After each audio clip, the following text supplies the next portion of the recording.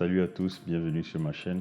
Je suis Adejobi Atere et dans cette vidéo, je vous donnerai 7 conseils pour améliorer votre relation avec la nourriture. Tout d'abord, qu'est-ce qu'une relation? Une relation, c'est un état ou un rapport de liaison qui existe entre deux ou plusieurs personnes ou entre deux ou plusieurs choses. Une relation saine, c'est une relation dans laquelle vous vous sentez en sécurité, où vous pouvez être vous-même et dans laquelle vous ne subissez pas de pression morale ou psychologique.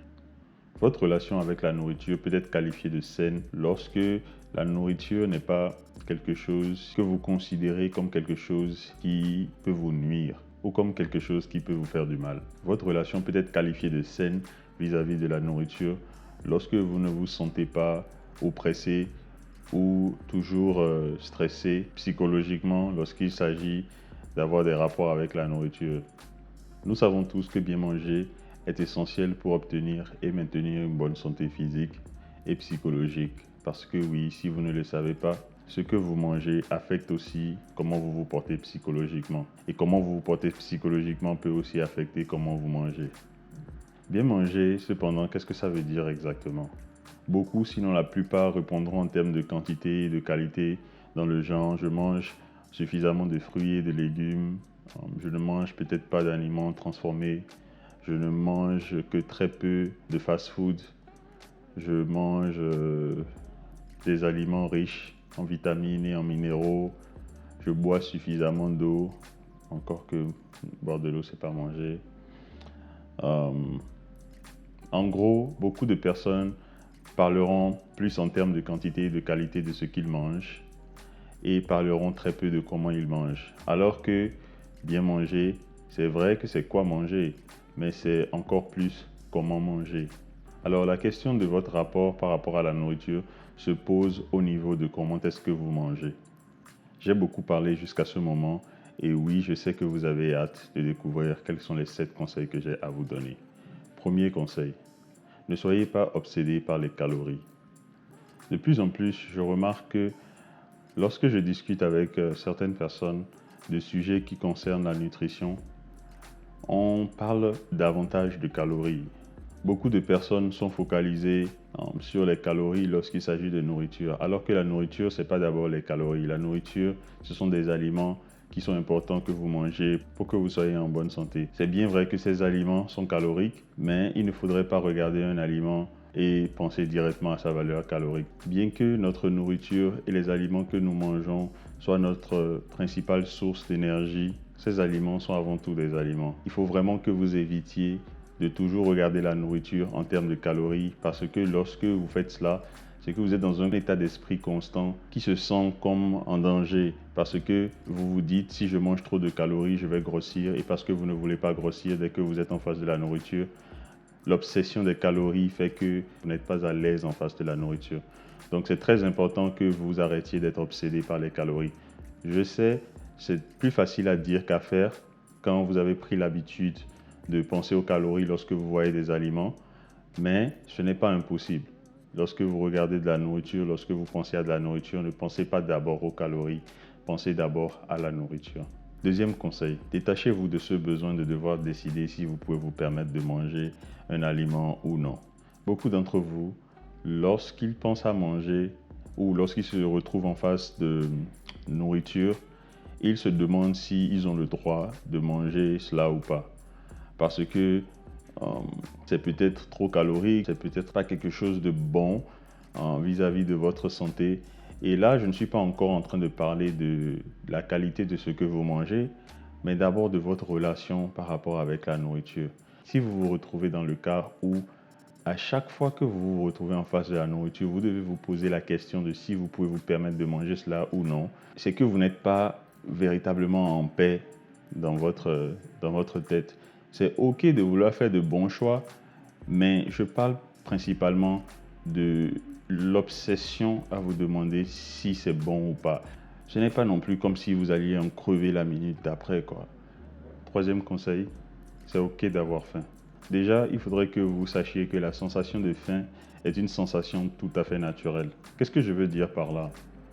Beaucoup de personnes, lorsqu'elles sentent qu'elles ont faim ou que leur estomac commence par gargouiller, elles pensent qu'elles doivent absolument mettre quelque chose dans leur bouche Et ce n'est pas le cas. Si vous jeûnez par exemple, sentir que vous avez faim est principalement dû à une hormone qu'on appelle la gréline ou l'hormone de la faim qui vous pousse en quelque sorte à manger parce que votre corps trouve qu'il est en manque d'énergie. Mais le fait que vous ressentiez la sensation de faim ne veut pas dire absolument que vous devez manger.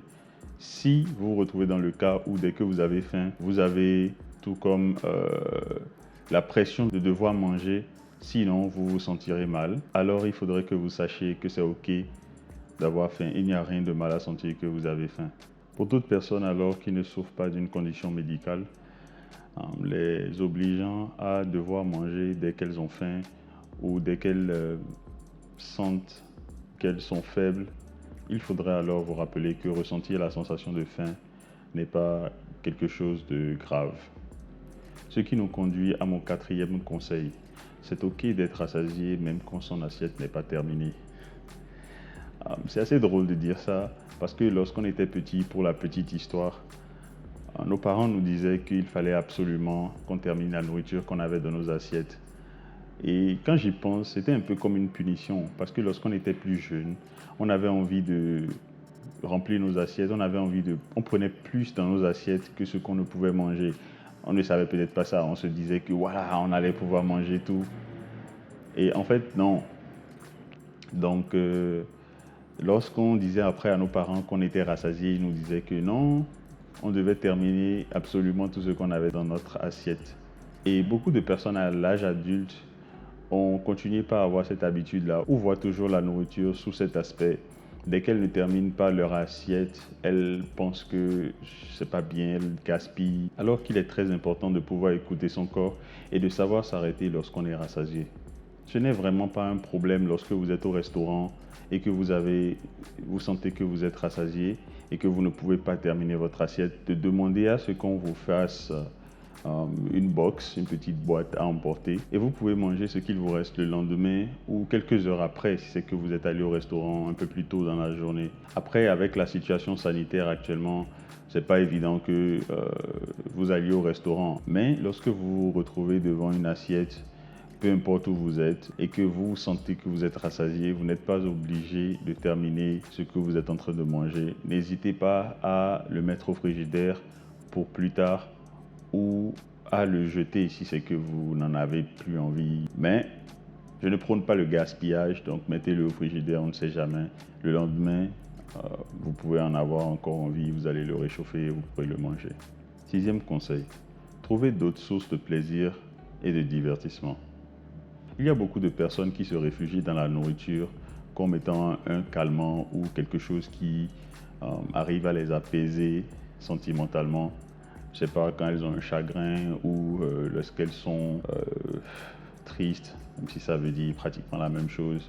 Ou encore, certaines personnes pensent à la nourriture, pensent à manger juste parce qu'elles s'ennuient. Et il faudrait que vous sachiez que avoir un rapport sain avec la nourriture, c'est savoir que la nourriture n'est pas la seule source de plaisir et de divertissement que vous puissiez avoir. Il y a forcément des choses que vous aimez faire dans votre vie et qui n'ont pas rapport avec la nourriture. Après, si c'est que vous aimez vraiment autant la nourriture, pas de problème. Mais j'espère que vous ne vous plaindrez pas de votre poids plus tard. Sixième conseil, soyez flexible dans vos choix. Qu'est-ce que ça veut dire d'être flexible dans vos choix? C'est de vous ouvrir à la possibilité de manger une variété d'aliments. À moins que vous soyez allergique à la plupart des aliments qui existent, manger une variété de ces aliments-là vous fera plus de bien que de mal. Être flexible dans ses choix, c'est aussi pouvoir se débarrasser de ces règles strictes qui vous disent il faut absolument manger ceci, il ne faut strictement pas manger cela, les glucides c'est mauvais pour vous, tel truc c'est bon pour vous. Il faudrait vraiment pouvoir se détacher de ces règles strictes-là qui conditionnent les aliments ou la nourriture vers laquelle vous devez vous orienter. Ce qui serait bon à faire, c'est de miser davantage sur des aliments sains, biologiques, qui existent pour la plupart à l'état naturel et donc qui n'ont pas été modifiés génétiquement.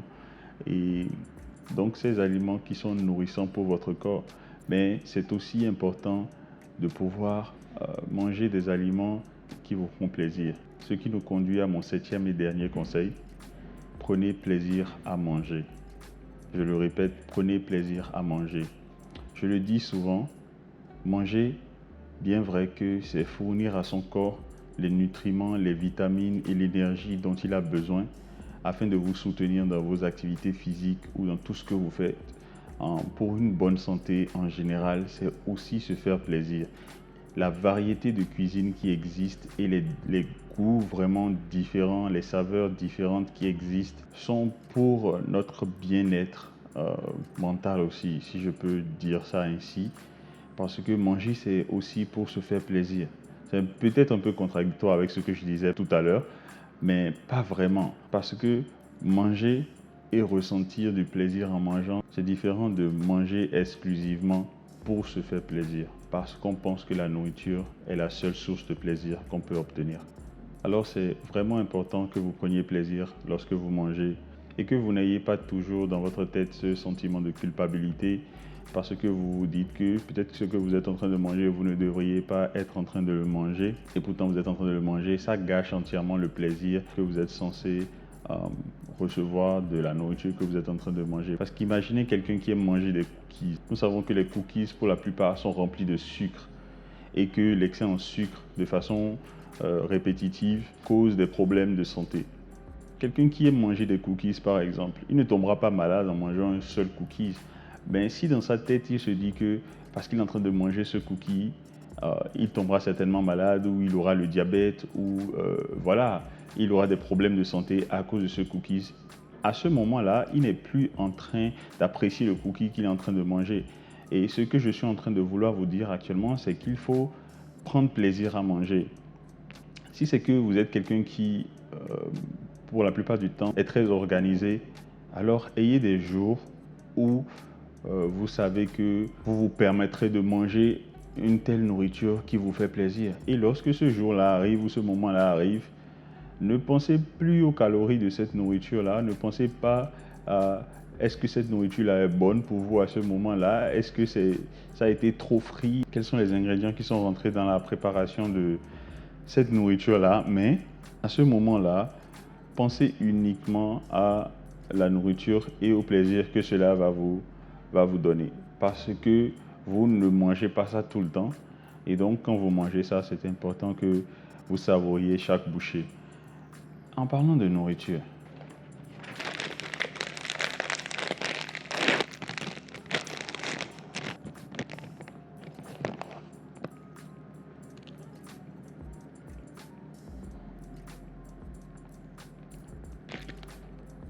délicieux. Si vous avez apprécié les 7 conseils que j'ai partagés avec vous, n'oubliez pas de liker cette vidéo, de la partager avec ceux que ça peut aider et de vous abonner si vous en avez envie. Ça me ferait énormément plaisir et ça permettrait de faire avancer la chaîne. Surtout, n'oubliez pas de me dire en commentaire quelle est votre relation avec la nourriture. En attendant la prochaine vidéo, soyez healthy, soyez fit.